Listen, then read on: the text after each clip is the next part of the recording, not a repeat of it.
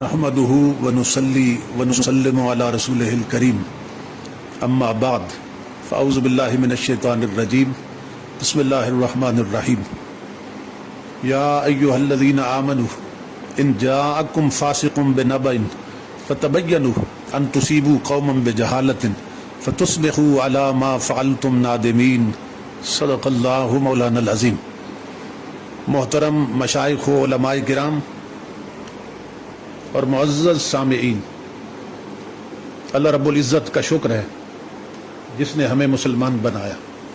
اور عظیم نسبتوں کی برکتوں سے نوازا۔ جیسا کہ آپ حضرات کے علم میں ہے کہ یہ دور بڑے فتنوں کا دور ہے، اور ان بے شمار فتنوں میں سوشل میڈیا ایک دجالی فتنہ کی شکل اختیار کر چکا ہے۔ ہمیں چاہیے کہ ہر نئے فتنے کے ظہور کے وقت قرآن و سنت کی تعلیمات کو پیش نظر رکھیں۔ جیسا کہ آپ حضرات جانتے ہیں کہ میرے عقیدہ اہل سنت کے دفاع پر مبنی ایک خطاب کا 90 سیکنڈ کا کلپ کاٹ کر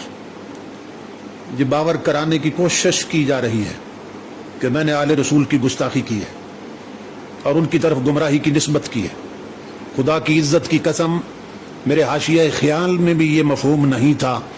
جو شر پسندوں نے نکال لیا ہے۔ میں تمام مسلمان بھائیوں سے یہ گزارش کروں گا کہ میرے خطاب کو وہاں سے سنیں جہاں میں نے امام الانبیاء صلی اللہ علیہ وسلم کی افتراق امت پر مبنی حدیث پاک کی تشریح شروع کی ہے۔ میں نے جس آل رسول کو اصحاب رسول کے ساتھ ذکر کیا ہے اور صحابی بننے کے وقت تک محدود کیا،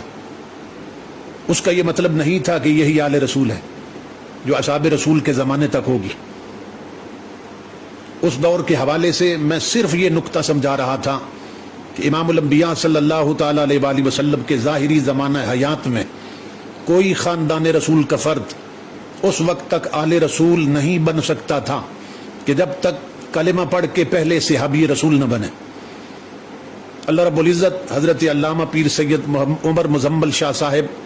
دامت برکاتہم العالیہ کو سلامت رکھے، جنہوں نے مجھ سے بھی بہتر اس نقطے کی وضاحت فرما دی ہے۔ ظاہری زمانہ حیات نبوی میں جب خاندان نبوی کے کسی بھی فرد کا آل ہونا کلمہ پڑھنے اور صحابی بننے پر موقوف تھا، تو میں نے صحابیت کو عنوان بنا کر دونوں کا ذکر خیر کیا کہ صحابی گمراہ نہیں ہو سکتے۔ تو ہر شخص سمجھ سکتا ہے کہ جب اصحاب میں آل کا شامل ہونا ناگزیر ہے اور اس کے بغیر ان کا آل ہونا ثابت ہی نہیں ہو سکتا تھا، تو نتیجہ یہ نکلا کہ نہ آل رسول گمراہ ہو سکتی ہے نہ اصحاب رسول گمراہ ہو سکتے ہیں۔ یہ مضمون یہاں ختم ہو جاتا ہے۔ اب میں اس خطاب میں چونکہ عقیدہ اہل سنت کا دفاع اور بد مذہبوں کا رد کر رہا تھا، تو میں نے کہا کہ آقا علیہ السلام نے جنتی جماعت کا ذکر کرتے ہوئے لفظ صحابی استعمال فرمایا، لفظ آل نہیں فرمایا، کہ حضور علیہ السلام جانتے تھے کہ آنے والے وقتوں میں کئی بد مذہب لوگ اپنے لیے آل کا لفظ استعمال کریں گے کہ ہم بھی آل رسول ہیں، ہم بھی سید ہیں، ہم بھی سادات ہیں اور ہم بھی شاہ جی ہیں، ہماری راہ پہ چلو تو جنت ملے گی۔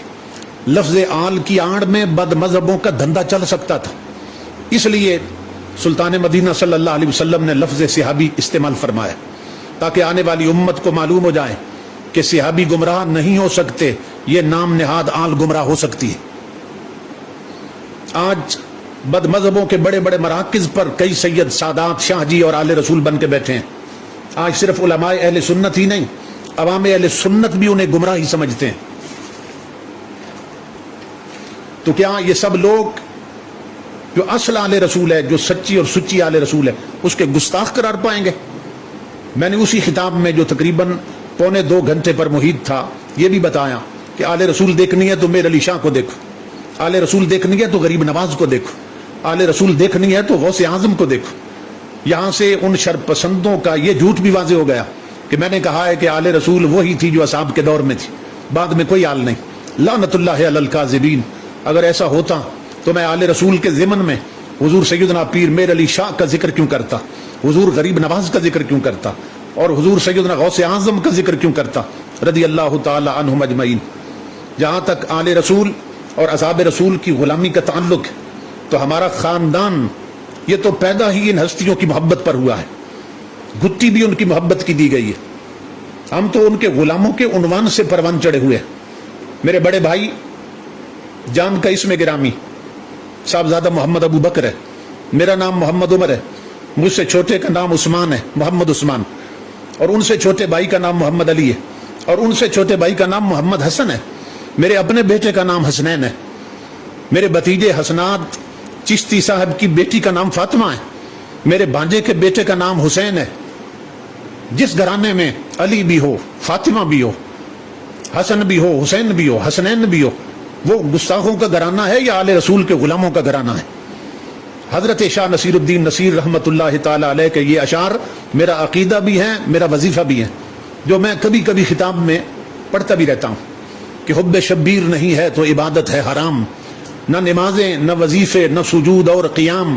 روزہ و حج و تسابیح و زکوٰۃ و احرام، نہیں مقبول یہ اللہ کو بے حب امام، خواہ میری یہ فراست ہے کہ نادانی ہے، حب اولاد علی شرط مسلمانی ہے۔ مگر وہ اولاد جو اہل سنت کے مسلمات اور معتقدات کی پاسمان ہے، جو آیت میں نے تلاوت کی ہے اس کی تعلیم بھی یہی ہے۔